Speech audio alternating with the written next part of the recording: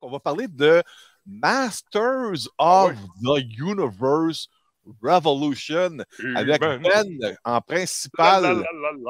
Et voilà, Ben, on te donne l'écran large.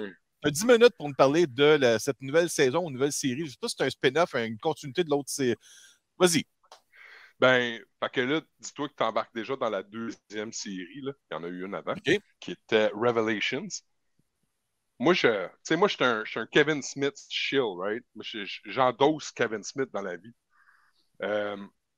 Si ça n'avait pas été lui qui avait été la ligne de création directrice derrière, je pense que j'aurais aimé ça pareil. Revolution, c'est 5 épisodes. C'est pas long à écouter. C'est tellement pas long à écouter, j'ai eu le temps de l'écouter 2 fois et demi cette semaine. OK.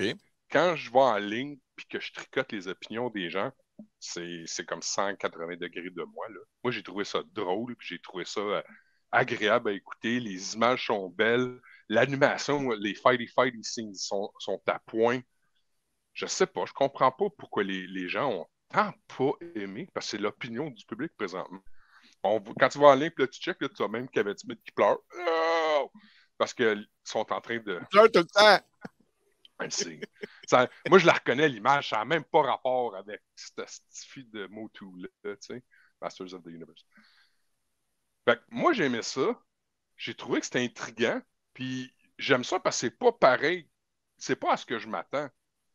Tu sais, moi, j'avais un gros omnibus de He-Man Masters. Je l'ai remis à un ami. J'ai passé beaucoup de temps à lire du He-Man. J'ai encore les 10 meilleurs épisodes de He-Man, puis le Christmas Special avec She-Ra. Tu sais, moi, dans ma jeunesse, c'était Turtle, He-Man, puis après ça, Spider-Man X-Men. Tu sais. Ouais. Je comprends pourquoi il y a des fans qui sont comme non, t'as pas le droit de faire ça. Ou comme, c'est pas de même dans la vraie vie, mais arrêtez donc cette toxicité-là.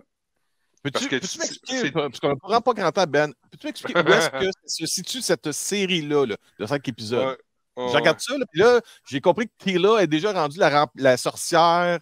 La sorcière est comme un genre de ghost. Il se passe beaucoup de choses dans le premier. Okay. Il se passe beaucoup, beaucoup d'événements. Fait que là, c'est quoi son nom? Elvira. C'est Good Vira à cette heure, parce qu'elle est pourtant une vilaine. Evelyn, tu parles. Ouais, Evelyn. Ouais. Ils ont beaucoup de tricotage de personnages.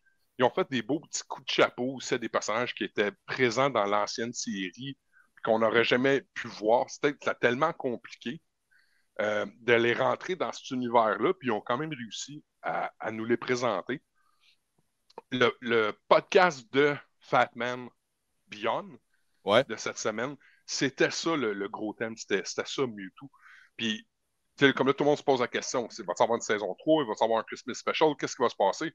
Puis il nomme lui-même. Il dit, il faut qu'on attende minimum 3 mois. L'algorithme va tester, puis les chiffres vont parler. C'est assez de monde qui l'écoute, OK, sinon, it's dead. Dead in the water.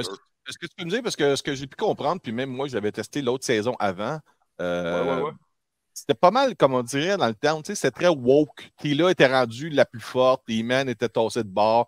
Là, tu as l'impression qu'ils ont ramené les choses. Un peu plus traditionnel. Ouais. On a eu le droit à He-Man un peu plus, puis on a eu le droit aussi à Adam dans la série. Avant, on avait le droit aux 2 personnages.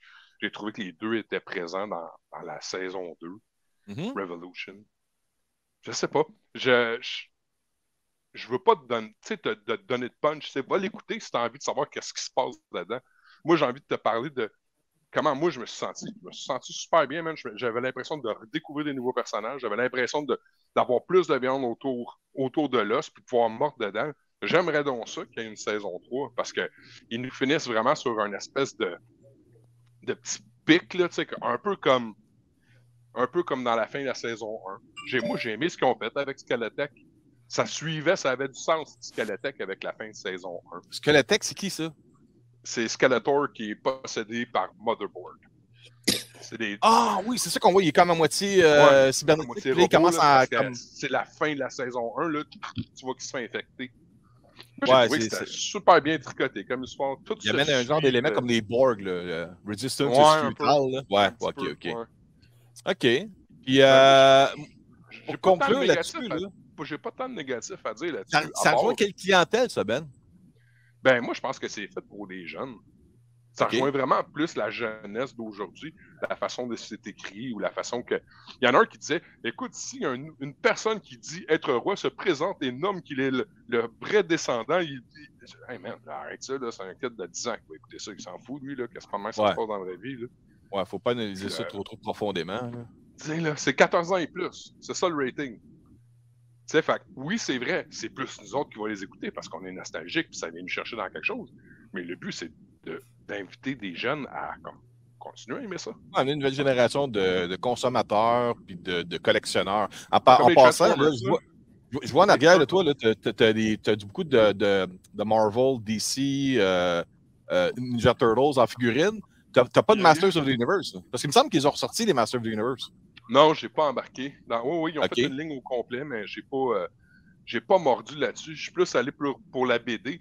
Puis là-dessus, je vais te laisser continuer avec les autres collègues. Mais moi, j'ai vraiment beaucoup apprécié la série de comics parce que ça répondait à des questions que j'avais depuis très, très longtemps. Comme quelle est l'origine de Skeletor? Puis là, la saison 2 défait ça. Il y a juste ça. Oui, c'est vrai qu'il y a des incohérences, là, mais juste prends-les pour ce que c'est, pas ce que ça pourrait être. Prends-les pour ce que c'est, puis enjoy the process. Moi, il y a dans la conversation tantôt, là, mon point de vue, là, c'est exactement ton background. C'est que c'est notre génération qui a trippé là-dessus. Pourquoi pas en faire une version rated R qui va être vraiment hot? Parce que, comme tu vois, c'est vrai. Tu as plus de jouets là, que peut-être 10-12 enfants mis ensemble, là, de ce qu'on peut voir dans ton background. T'as raison. Faites donc de l'argent. Je te dirais la même réponse que Yosaki Yojimbo. Les jeunes d'aujourd'hui de 9-10 ans, là, ils n'ont aucune idée c'est qui Yosaki. Mais ils ont sorti 2 saisons. Ça s'adresse à des petits de 10 ans. Là. Ouais, les autres, ils voyaient ça et ils disent c'est Bugs Bunny version samouraï. C'est le CA. Fait qu'il faut juste pas oublier à qui ça s'adresse. Ouais. The Last Ronin, le Turtle movie qui sort et jeu qui sort et tout qui sort bientôt, ça va être pour nous les adultes. Ça va être plus rock'n'roll. Mais quand c'est pour les petits culs, il faut pas leur empêcher d'en avoir. Moi, pour conclure, là, j'ai toujours rêvé depuis quelques années. Je me suis toujours imaginé, puis je vais vous donner un peu mon concept. Là. Pogner Peter Jackson, faites une trilogie de films en vrai, dans un univers qui fait un amalgame de Star Wars et Seigneur des Anneaux, avec des créatures faites un peu comme on voit dans Pirates des Caraïbes, puis The Masters of the Universe. Ouais. Je ne sais pas ce que vous en pensez, mais il me semble que ça serait écœurant. Ouais. Ben moi, j'ai hâte là, que la propriété mature, qu'on ait le droit des films. J'espère que l'engouement est au rendez-vous pour pouvoir goûter à ça. Ouais. Parce que c'est un univers qui est vraiment trippant. Puis, tu sais, t'as plein de jeux de mots, là, de fisting, puis de... c'est riche, là, c'est rempli. Ouais, le premier épisode, ouais, j'ai vu ça. OK, man,